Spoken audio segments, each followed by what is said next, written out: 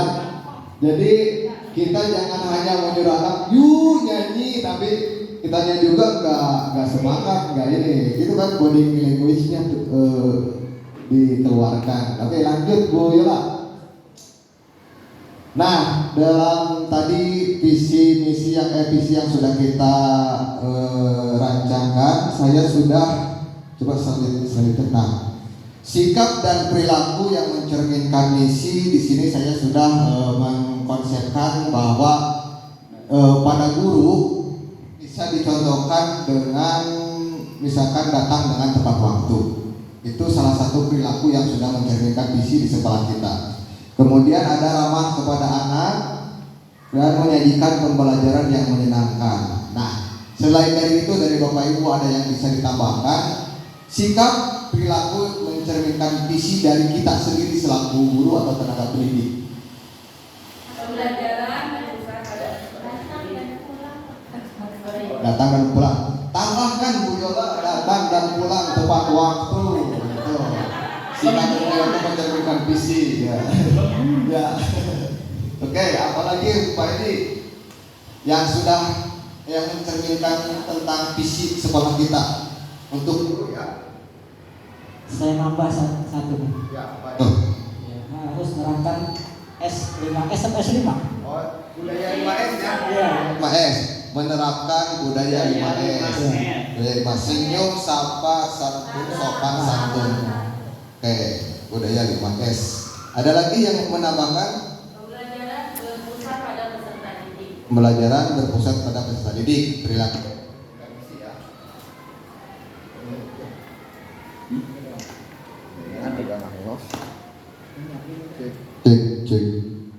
Cek 1, 2, 3. Oke, masih ada lagi? Kita cukup karena masih ada lagi yang selanjutnya. Oke, next. Ada di sini orang tua. Next lagi, sekali lagi yang udah saya isi. Bisa enggak? Satu lagi. Barusan. Yang murid ya. Nah, untuk sikap dan perilaku mencerminkan visi pada murid diantaranya adab terhadap guru, saling menyayangi teman, melaksanakan budaya 5S juga tercantum lagi di sini. Nah, kira-kira menurut Bapak Ibu sikap apa lagi atau perilaku apa lagi yang sudah mencerminkan visi di sekolah kita untuk murid khususnya? Yang menambahkan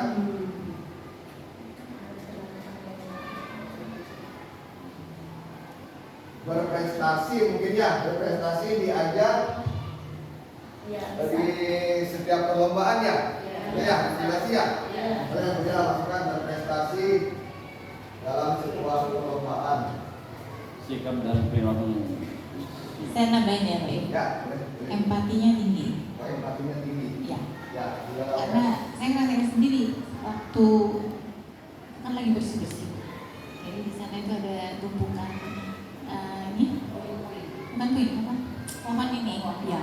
Kan habis kembang. Nah kebetulan kan memang anak-anak itu lagi sebagian memang belajar di kelas. Nah saya lagi ngerapiin gitu sisanya Bu. Itu langsung ada yang nyantri, Ibu apa yang bisa dibantu? Kan kaget juga. Ya, empatinya tinggi gitu. Kalau lihat saya gimana itu pasti mereka tergerak gitu ya. Bisa dibantu. Jadi itu bisa ditambahkan Pak Ibu. Oke. Itu empati, ternyata anak-anak kita sudah mempunyai empati yang tinggi ya untuk itu.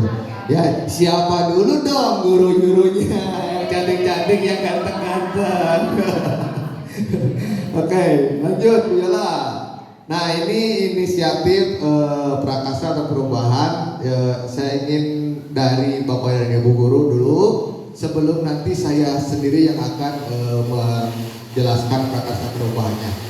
Apa inisiatif perubahan yang dapat dilakukan bersama untuk mencapai visi sekolah? Kira-kira apa Bapak dan Ibu guru? Ada inisiatif apa untuk yang bisa dilakukan kita bersama untuk mencapai visi sekolah tersebut? Apa inisiatif perubahan? Ya, punya ini nggak? Punya gambaran nggak? Kira-kira Pak, kita harus seperti ini nih untuk mengaktifkan, gitu kan? Mengaktifkan tombel. Mengaktifkan tombol, boleh Bu Yola ditulis mengaktifkan tombol. Tombol kita sudah aktif. Lebih aktif lagi. Lebih memelihara mungkin ya, lebih mengaktifkan lagi agar tombolnya lebih efektif lagi ya, mengefektifkan ya. Mengefektifkan komunitas belajar. ya, komunitas belajar atau komunitas praktisi. Ada lagi inisiatif perubahan untuk mencapai itu inisiatifnya? Apa Mas? Ya, Mas. Berkomitmen. Berkomitmen, kitanya berkomitmen. Iya, kita berkomitmen. Kesepakatan. Komitmen untuk melaksanakan visi dan misi. Oke, berkomitmen Bu Yola. Berkomitmen.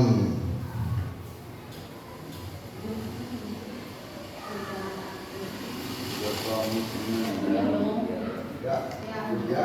Kemudian Merencanakan dan mendiskusikan program kegiatan yang ada di sekolah kita. akan gitu kan. Itu siapa aja kira-kira, kita doang atau ngundang siapa gitu? Ngundang orang tua kali ya. Mereka mensosialisasikan ya. Merencanakan sekaligus mensosialisasikan program kegiatan sekolah kita.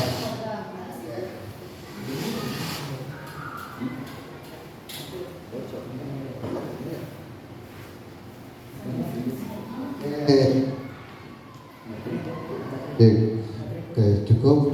Coba yang lain. Baik, itu udah ada lagi. Oke, kolaborasi apa saja yang dapat dilakukan guru, orang tua, kepala sekolah untuk mewujudkan sekolah? Udah langsung sini aja. Sini saya sudah itu, silakan Bapak Ibu menambahkan saja. Di sini orang tua saya mempunyai itu agar orang tua sudah dilaksanakan juga ya Ibu ya, orang tua menjadi narasumber dalam sebuah pembelajaran ya, kita sudah berjalan juga ya. Nah kita dimasukkan ke sini inisiatifnya, inisiatif perubahannya. Jadi kami di sekolah kami Bu, orang tua sudah dijadikan narasumber untuk sebuah pembelajaran sesuai dengan profesi dan kemampuan dari orang tua itu sendiri. Ya seperti itu, kita sudah melaksanakan itu. Kemudian belum yang barusan berkolaborasi menjaga dan menciptakan lingkungan sekolah yang nyaman, bersih dan indah. Kita sudah laksanakan juga itu. Kemudian membuat forum komunikasi antar kepala sekolah, guru dan orang tua untuk wadah penyampaian informasi. Kita juga sudah melaksanakan itu. Oke, lanjut Bu Yola. Inisiatif Prakarsa Perubahan. Apa saja langkah konkret yang akan dilakukan untuk merealisasikan rancangan Prakarsa Perubahan ini? Bagaimana rancangan waktunya?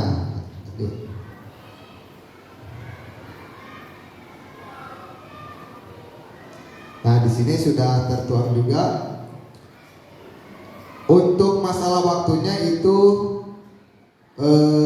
berdasarkan yang sudah saya lihat selama beberapa program yang telah dilaksanakan di sekolah kita itu, sosialisasi dilaksanakan setiap pertemuan pada forum komunikasi yang dilaksanakan secara bertahap, disusun berdasarkan kesepakatan warga sekolah. Kita sudah mempunyai grup Korlas, kita juga sudah mempunyai komite. Jadi informasi apapun itu tentang sekolah kita sudah kita jabarkan semuanya ke komite dan forum Korlasnya masing-masing. Lanjut Bila. Oke, dalam kesimpulan ini, dalam perumusan misi, kita diselaraskan dengan perubahan untuk mencapai visi sekolah dengan memanfaatkan aset yang ada serta kolaborasi semua warga sekolah dalam bentuk kegiatan nyata yang berpusat pada murid. Itulah kesimpulannya. Lanjut, Bila. Nah, untuk tahapan selanjutnya, saya di pendidikan guru penggerak itu diberikan pembelajaran tentang cara untuk mencapai sebuah tujuan, khususnya tentang misi atau visi. Jadi kita tidak hanya dengan merumuskan visi inginnya seperti apa nih harapannya, tetapi kita harus menggapai atau meraih harapan tersebut dengan menggunakan yang disebut dengan kanvas bagja. Bagja itu berasal dari bahasa Sunda. Kita minta Pak Ujang lagi untuk menjelaskan apa itu bagja. Bagja itu bahagia. Bagja itu bahagia, Bapak Ibu. Jadi kalau yang saya tangkap ini ya, Kenapa menggunakan bagja? Karena bagja itu kan bahagia. Jadi kita dalam menyusun atau merancang sebuah visi untuk harapan di masa depan harus dengan tetap perasaan bahagia. Gak bisa kalau misalkan kita merancang sebuah harapan dengan keadaan yang merana, galau gitu kan ya. Tapi kita tentunya dasarnya harus bahagia dulu. Maka di sini ada bagja, di mana bagja ini merupakan sebuah akronim. Akronim B-nya itu adalah tahapan yang pertama merupakan buat pertanyaan utama. Jadi kita untuk mencapai suatu misi itu, tujuan misi tersebut, buat dulu pertanyaannya. Misalkan kita ingin ke Bandung, bagaimana cara kita untuk ke Bandung itu? Nah itu pertanyaan intinya. Kalau misalkan kita ingin kemarin tuh kemana kita jalan-jalan tuh? Ke Bandung kemana? Di situ Pak Tegak ya. Nah kita ingin ke Ciwidey. Nah pertanyaan inti untuk ke Ciwidey itu apa kira-kira? Ya, bagaimana caranya agar kita bisa ke Ciwidey ya? Nah, itu pertanyaan utama di sini. Itu perumpamaannya di sini buat pertanyaan utama untuk mencapai tujuan itu. Yang kedua, ambil pelajaran. Itu bisa dinyatakan juga dengan sebuah pertanyaan. Nanti saya jelaskan langsung di kanvas bagiannya. Kemudian G-nya itu akronim dari gali mimpi. Yang J-nya adalah jabarkan rencana dan A-nya adalah aktur eksekusi. Jadi bagja ini merupakan sebuah akronim yang mana arti masing-masing hurufnya ada artinya masing-masing. Oke, lanjut dulu. Nah, ini kampas bagja yang sudah saya susun. Ini merupakan tugas dari modul 1.3 yang sudah saya selesaikan, di mana bagja atau prakarsa perubahan ini saya fokuskan kepada untuk mengembangkan elemen sikap pada peserta didik untuk mewujudkan profil pelajar Pancasila. Di mana pertanyaan utama dari bagja ini saya adalah bagaimana cara mengembangkan elemen sikap pada peserta didik untuk mewujudkan profil pelajar Pancasila. Seperti analogi tadi, bagaimana kita berangkat ke Ciwidey, bagaimana caranya? Nah, ini juga sama. Bagaimana kita mengembangkan elemen sikap pada peserta didik untuk mewujudkan profil pelajar Pancasila? Ini pertanyaannya. Sedangkan tindakannya atau penyelidikannya dapat di sini.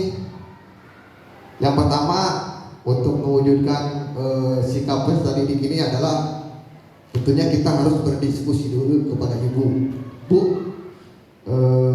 kita ingin mencapai visi ini nih, ingin mengembangkan sikap ini. Kita berdiskusi dulu sama ibu kepala sekolah. Kemudian yang kedua adalah mencari referensi terkait kegiatan yang dapat mewujudkan pelajar profil Pancasila. Mencari preferensi. Oke, lanjut Bu Yola. A. Ambil pelajaran. Ambil pertanyaannya berupa siapa saja di sekolah yang sudah mempunyai pengalaman. Nah, di sini pertanyaannya untuk ambil pelajaran.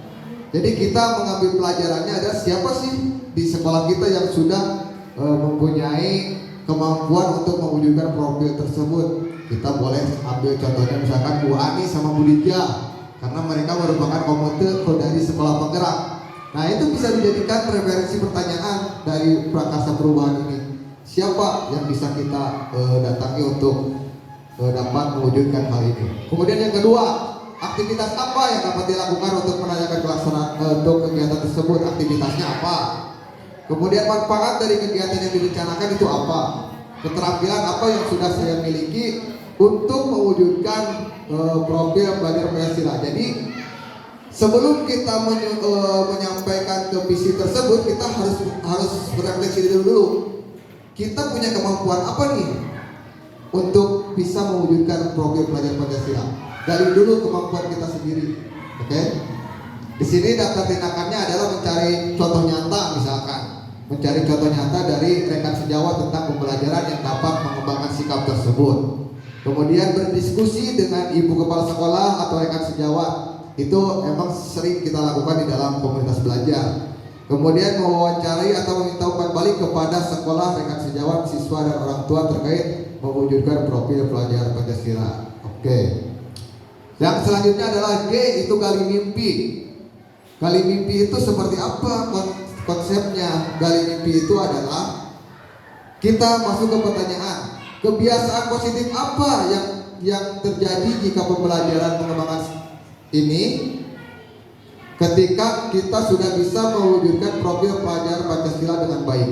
Jadi kebiasaan positifnya apa saja nanti kalau misalkan prakarsa perubahan ini kita laksanakan.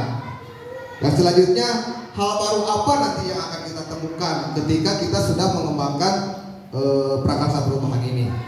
Yang selanjutnya bagaimana juga nanti perasaannya kalau misalkan prakarsa perubahan ini terwujud. Itu. Nah di sini ada daftar tindakan atau penyelidikannya bisa dengan membuat gambaran sikap dan respons siswa melalui mewawancari siswa yang seperti yang dijelaskan saya tadi, merefleksi siswa juga itu merupakan kebutuhan kita untuk mengetahui kebutuhan apa yang dibutuhkan oleh siswa itu sendiri. Kemudian terus memotivasi siswa bahwa mengembangkan elemen sikap mewujudkan profil pelajar Pancasila itu sangat bermanfaat. Kita jangan pernah letih untuk mensosialisasikan bahwa profil pelajar Pancasila itu memang harus dibutuhkan oleh siswa itu sendiri. Kemudian ada tahap jabarkan rencana. Di sini jabarkan rencana itu kita menyusun rencana. Adapun pertanyaannya, kapan waktu pelaksanaan program akan dilaksanakan? Kemudian langkah apa saja yang harus dilakukan untuk meningkatkan kualitas prakarsa perubahan tersebut? Dan kegiatan apa saja yang mendukung dari prakarsa perubahan itu sendiri? Di sini ada tindakannya adalah menyusun kegiatan yang akan dilakukan, kemudian melakukan pendekatan kepada siswa dengan berdialog apa saja yang bisa dilakukan untuk mengembangkan prakarsa perubahan tersebut. Nah di sini yang terakhir ada A ya, next A, yaitu atur eksekusi. Atur eksekusi di sini lebih condong ke siapa yang akan terlibat dalam prakarsa perubahan ini. Kemudian siapa yang bisa dimintai bantuan kalau kita menemukan masalah ketika atau kendala ketika kita mengembangkan elemen prakarsa perubahan ini. Yang selanjutnya bagaimana cara kegiatan ini akan tetap berkelanjutan agar tidak ketika sekarang sudah selesai udah aja bentuk, tetapi kita pikirkan juga bagaimana keberlanjutannya. Sehingga daftar tindakan penyelidikan yang di sini yang dapat dimuat adalah membuat jadwal monitoring dengan mengajak kepala sekolah atau rekan sejawat untuk mengobservasi kelas saat melakukan pembelajaran. Kemudian berkolaborasi dengan rekan sejawat agar menerapkan kegiatan ini, sekaligus memfasilitasi siswa dalam kegiatan lain seperti mengikuti perlombaan di antar jenjang. Seperti itu. Mungkin kalau nanti tentang prakarsa perubahan alur bagja ini belum bisa dipahami Bapak Ibu, nanti saya akan meminta penguatan kepada Ibu pengajar praktik tentang menjelaskan apa itu sih kanvas bagja. Kalau misalkan dirasa penjelasan saya kurang kuat gitu kan. Baik Bapak dan Ibu, diskusi kita hari ini sudah lumayan lama dan bisa dibilang selesai. Namun sebelum saya menyelesaikan diskusi ini, saya ingin memohon dan meminta kepada Ibu Kepala Sekolah untuk memberikan penguatan kepada saya bahwa prakarsa perubahan yang saya buat itu memang identik banget dengan visi sekolah yang sudah disusun dari 2 tahun ke belakang. Karena memang ini butuh penguatan juga. Seharusnya kan visi guru penggerak itu mempunyai visi sendiri yang bisa menguatkan untuk sekolahnya itu ya Bu ya. Tetapi di sini saya mempunyai keyakinan kalau memang sudah baik, kenapa harus dirubah? Kenapa kita tidak tingkatkan aja gitu? Kalau saya punya keyakinannya ke sana. Baik, kepada Ibu Kepala Sekolah, saya memohon untuk memberikan penguatan tentang prakarsa perubahan saya ini. Terima kasih atas kesempatannya Pak Ivan. Mohon ditampilkan visinya ya Pak ya. Visinya Pak Ivan. Bukan, itu visi sekolah, visinya Pak Ivan sendiri.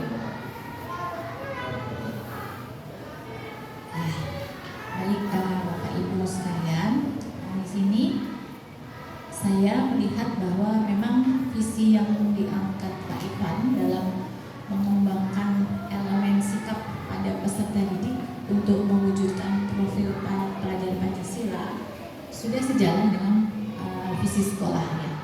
Karena memang di sini kan dia mengembangkan elemen dari akronim sikap itu sendiri. Tadinya ya Bapak Ibu, tapi tadi kan kembali lagi ke CGW-nya gitu Bu. Jadi saat saya melihat dia ada di penguatan di visi sekolah gitu. Kalau dulu kan saya lebih diarahkan ke visi saya sendiri gitu Bu, yang nanti visi itu bisa mendukung visi sekolah gitu ya. Kalau Pak Irfan kan lebih ibaratnya menggali dari visi sekolah itu di breakdown lagi ke elemen-elemen yang bisa dijadikan Pak Irfan untuk prakarsa perubahan.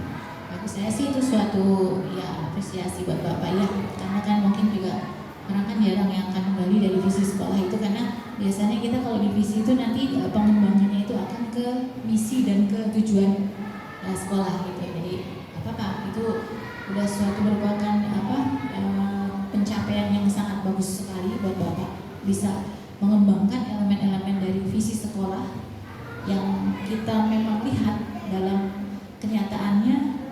Realitas yang kita lihat Pak Irfan memang ya sangat masif Bu untuk mengembangkan semua kegiatan sekolah di semua lini. Kemarin saat menjadi di sekolah kita ada salah satu peserta didik yang sampai ke provinsi juga berkat bimbingan beliau juga gitu.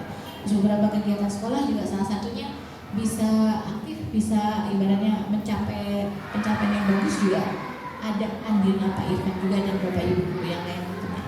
Jadi saya sangat berterima kasih sekali di mana pada kesempatan ini Bapak bisa menciptakan suatu prakarsa perubahan yang lebih mendukung atau lebih memperkuat visi sekolah, yang mudah-mudahan dengan adanya prakarsa perubahan ini visi sekolah kita nanti bisa lebih cepat terrealisasi ya, karena menciptakan visi sekolah terutama kita di P yang belakang itu bagi saya adalah tantangan sekali Bu, karena prestasi ya Bu ya. Jadi paling tidak kan bagaimana caranya biar mungkin setiap event yang kita ikuti itu anak-anak harus endingnya prestasi yang meskipun nggak begitu juga ya Bu, tapi dengan adanya visi itu kan akan menjadi suatu kebanggaan bagi kita manakala misalkan anak-anak saat mengikuti kegiatan apapun ada prestasinya. Jadi paling tidak berarti kita visinya sudah bisa kita terapkan nih ke peserta didik kita. Dan mungkin juga ini sharing juga ke Ibu ya Bu, apakah misalkan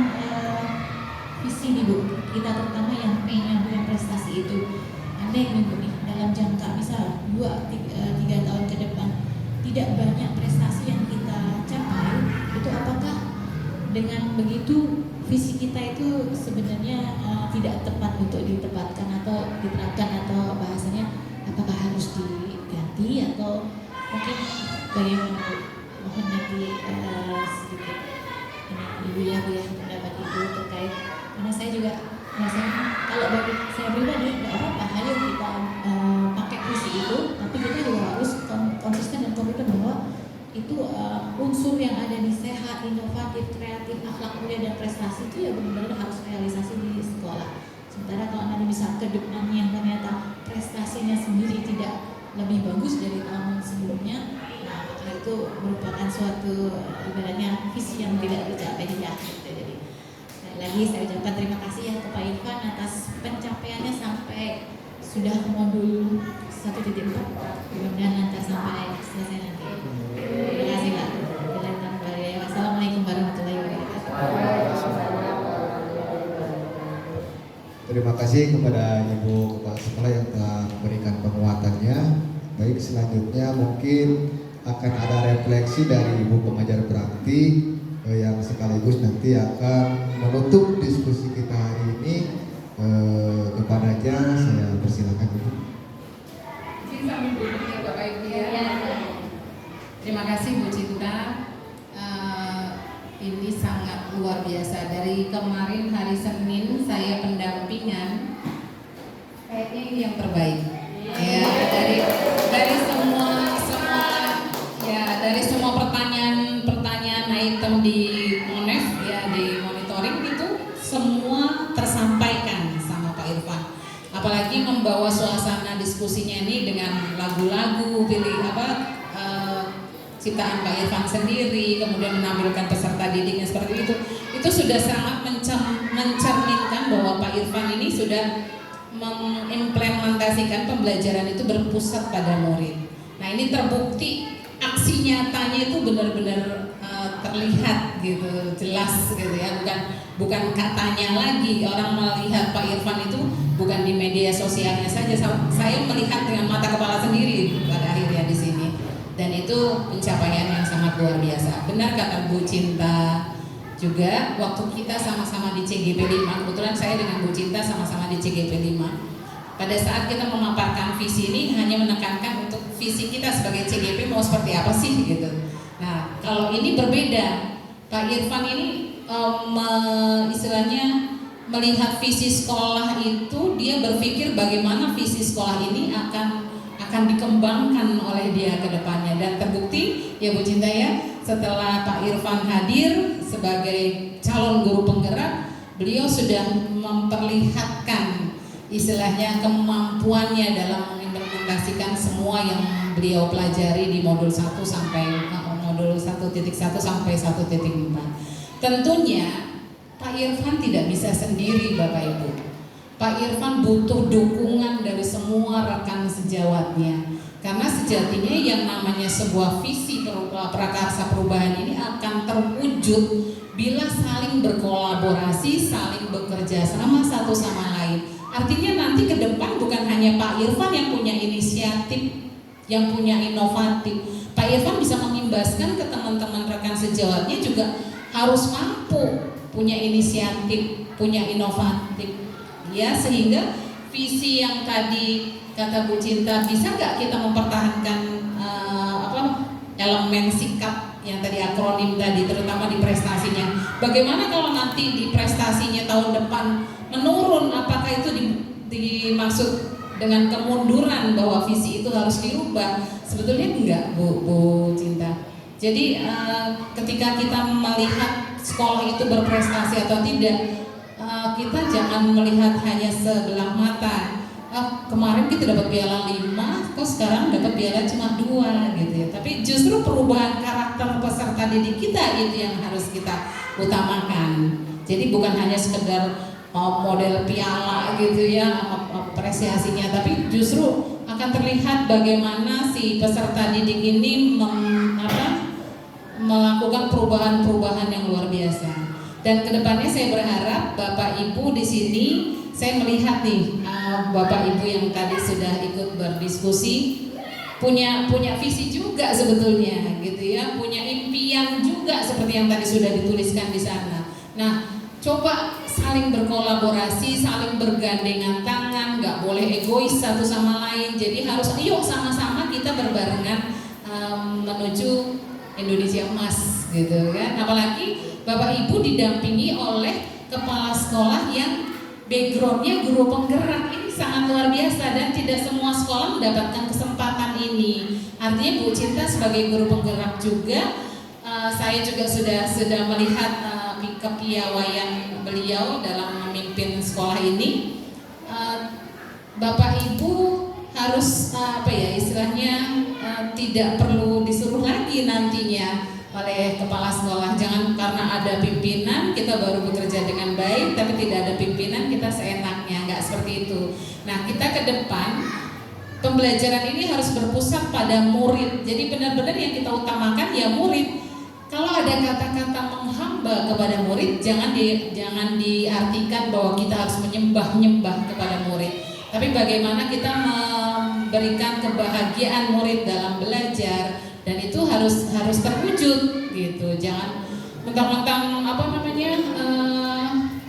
kita kepingin murid yang pinter terus kita drill murid tanpa batas gitu ya, sehingga murid kelelahan, kecapean. Murid juga perlu bermain, murid juga perlu rekreasi. Artinya yuk kita sama-sama sekarang merubah mindset kita dalam mengembangkan visi sekolah yang nantinya seperti yang Bu Cinta tadi bilang, untuk menjadikan misi sekolah yang lebih baik lagi. Itu kan tidak mudah seperti orang membalikan telapak tangan, itu harus dengan dengan perjuangan, dengan kekuatan. Apalagi tadi saya dengar aset-aset yang ada di sekolah ini sangat luar biasa. Nanti Pak Irfan akan ketemu dengan modul 1 titik berapa tuh yang tentang aset sekolah. Nah, nanti akan dikupas lagi tuntas di situ. Makanya Bapak Ibu, ketika kita belum mengenal apa itu program guru penggerak, kita paling cuma bisa mencibir gitu. Apaan sih? Gitu ya. Apa namanya, nambahin tugas guru aja gitu kan. Kita udah capek gitu ya. Ngajar aja udah banyak muridnya gitu kan. Yang kerjaan kita juga udah numpuk banyak. Ngapain sih kita ikut-ikutan kayak gitu? Dulu itu terjadi pada diri saya. Sampai teman-teman mencibir, Bu Endang ngapain sih udah tua ikut-ikutan kayak gitu? Gitu. Terus saya cuma senyum aja gitu ya. Yang jalanin gue kok gitu ya. Kenapa lo rese gitu kan? Ya akhirnya saya buktikan bahwa saya belajar di guru penggerak itu gak sia-sia gitu, dan sekarang mereka melihat hasilnya. Nah, artinya Bapak Ibu, ketika kita semakin banyak belajar, kita akan semakin tahu bahwa oh ternyata kita itu salah kemarin belajarnya. Oh ternyata kita saat memberikan tugas ke anak itu ternyata banyak salahnya. Karena seperti tadi Ibu siapa tadi?